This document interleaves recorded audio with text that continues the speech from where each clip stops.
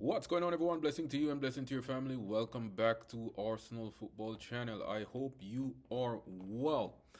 Before I get into the Arsenal versus Brighton match, I want to take a minute to say a speedy recovery to the Luton captain, Lockyer, I hope I'm pronouncing that correctly, who suffered a cardiac arrest over the weekend. And sometimes we tend to forget that these are humans playing and that the humanity side of the game is also a part of the game.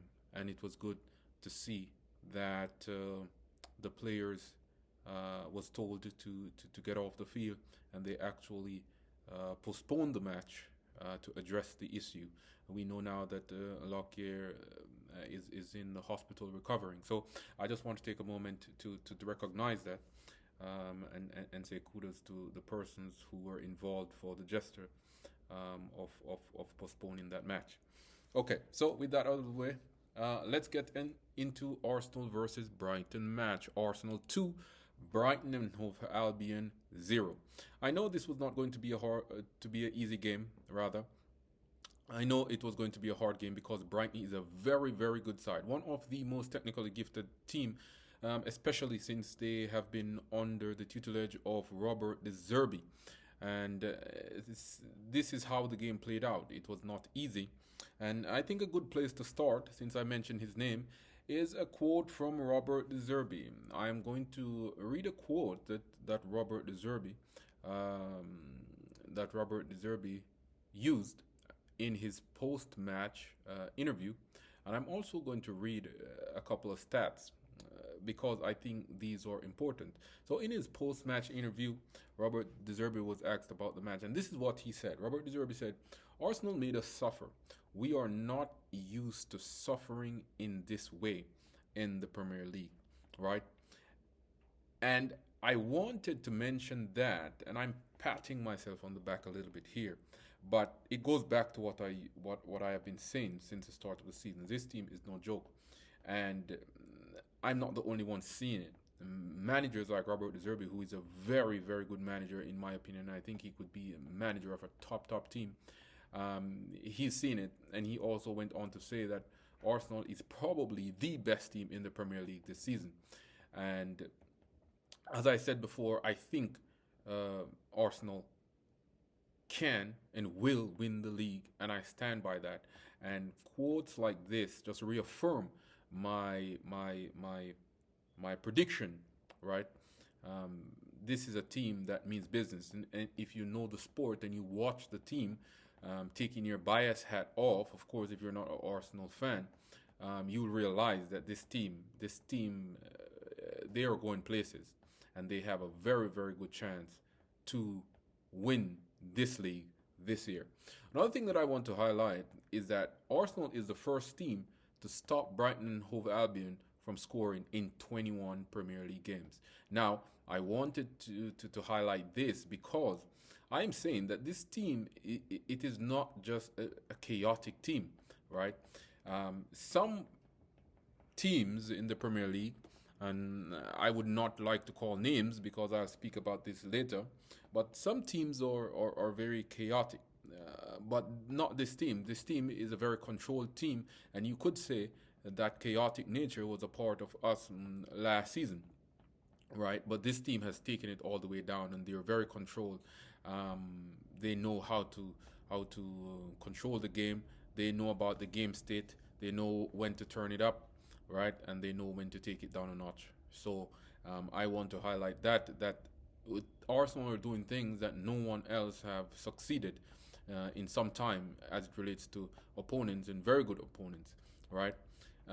Another stat that I want to put out there is that Arsenal had a Premier League high of 8 goals from set pieces, and I wanted to put this out there because people often look over these small margins, right, in the Premier League, and I keep saying that the margins are so tiny in the Premier League that these stats are very, very, very important if we're going to win the league. The amount of set pieces, how we defend them, how we attack the set pieces in the offensive situation, And again, today, our first goal resulted from a set piece, and that is very important in a team.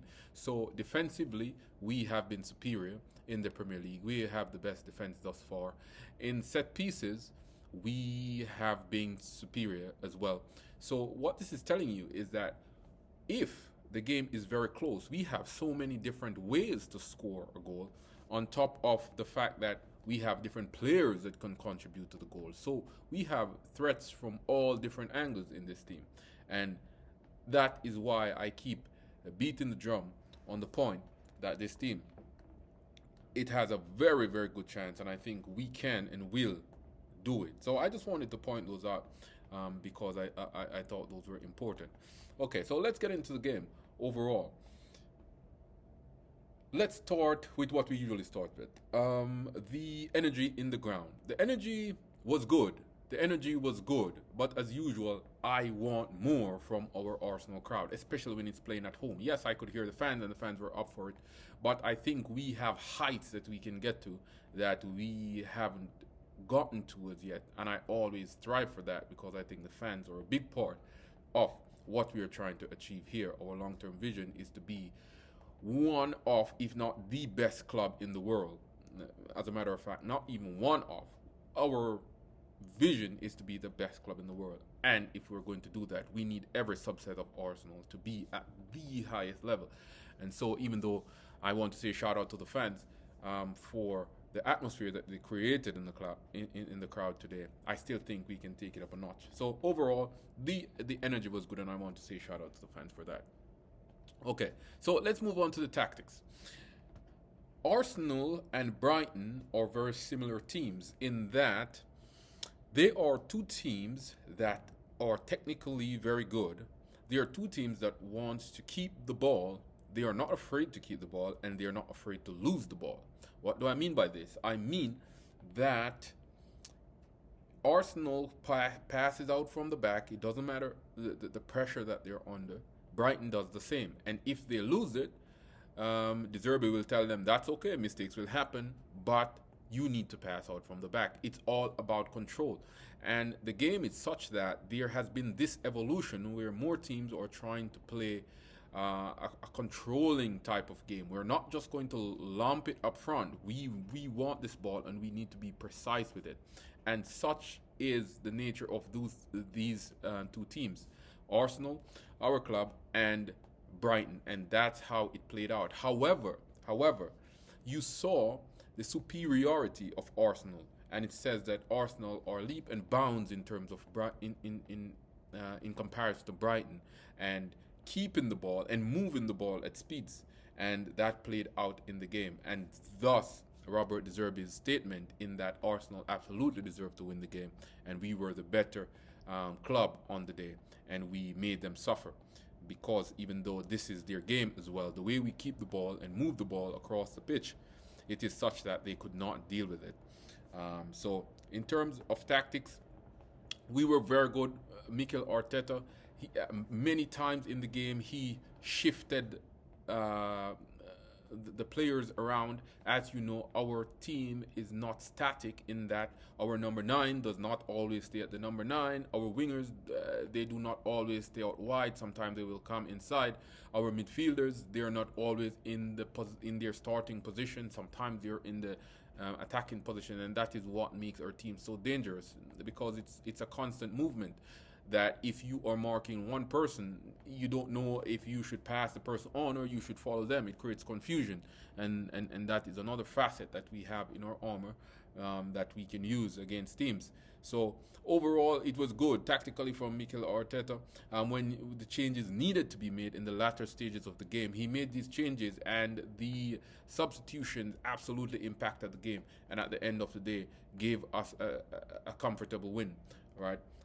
In terms of Brighton, what they tried to do, they wanted to play open and expansive, but we would not allow them to do so. So it appeared to be more of a counter-attacking game from Brighton's perspective, just because whenever they get the ball, they would try to move from back to front very quickly and hit us on the counter. In terms of the attacking side of our game, the attack was it was good, but it was not operating at its best. It was not as efficient as it should be. We got a lot of half chances that I think we should have finished off, especially my captain Martin Odegaard. Right, and we did not finish these chances. So in that sense, even though these were not clear-cut chances, all of them, but we still need to be more efficient, despite of the two goals that we got. Right, in the midfield, I'm going to go back to Martin Odegaard. Martin Odegaard was very, very good in this game. I think he's almost back to his best. I know what Martin Odegaard can do. We all know he's very, very good on the ball. He does not give it away often. He finds those passes in those tight spaces, and he was doing all of that today. The only part of his game that was lacking was his finishing, right? So in the middle, Martin Odegaard was good. The gladiator in the middle, who is Declan Rice, he was at his best again. He was breaking up play. He was doing everything that we know Declan Rice can do and more, because such is the nature of his attitude towards the game, his attitude towards winning. Another person who was good in the middle was Kai Havertz, who ended up get his goals. And Kai Havertz is starting to blend in nicely into this team. And I want to say a special shout out to Kai Havertz and Martin Odegaard in the midfield, because one, people dismiss Kai Havertz, and this is what I do not like about Arsenal fans. When we get a new player, they jump on the wagon, and sometimes it's not even within the club, it's outside of the club. He came from Chelsea. Chelsea fans are saying, no, he's not good. Just calm down. There's a reason. We should have enough trust in our manager. He selected that player, and we should trust that he has a reason for selecting the player. And now you're seeing Kai Havertz. Confidence is growing, and he has scored multiple goals in the games, in recent games. So shout out to Kai Havertz, especially for that finish and giving us a very secure victory. And as I said, shout out to Martin Odegaard, who was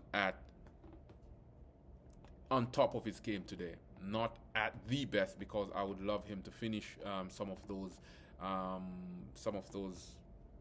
chances that he got, but he was good today. Martinelli, sometimes Martinelli needs to slow down. You can see that he's not at the place that he was last season. Sometimes I just think he needs to slow down in the final third, but we know how Martinelli plays, high octane all the time, but that is not always good. When he gets in the final third, he needs to slow down, look up, take the pass, take the shot, and get more accurate results. Right? Saka was good. James Milner was begging to be taken off, just because Saka had him like a rag doll for the entire game. Right? So our two wingers were also good, but I just think that Kai Havertz and Martin Odegaard, out of the midfielders, they were probably our best on the day because of their contribution, especially Martin Odegaard. Right? The defense was solid. Having said that,